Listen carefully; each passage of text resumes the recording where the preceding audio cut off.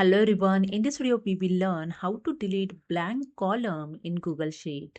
So let's start. The first open your Google Sheet and here I show you different two ways you can delete your blank columns in Google Sheet. So let's start.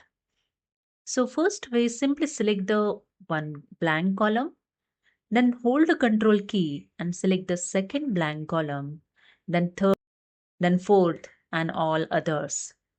Then right click on the mouse and click on the delete selected column. And that's it. This is a way you can delete blank column. Okay, I press here Ctrl Z, undo the action. And here I show you second way to delete the blank column at once. Okay, so simply select the entire data. So I just drag and here select the entire data. Then right click on the mouse and click on the copy. Then I add here the new sheet. Okay, then I select the cell and right click on the mouse and click on the paste special and click on the transposed. Okay, after that go to the data tab, click on the create filter and here the filter icon is added.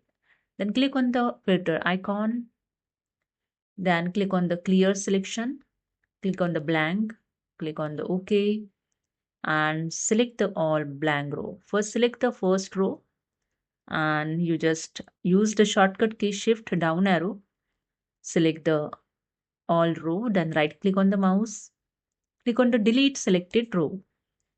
After that, go to the data tab, click on the remove filter and that's it.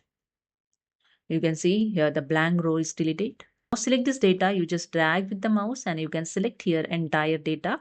Second way, simply select the inside the cell and you can press here Ctrl A to select the entire data.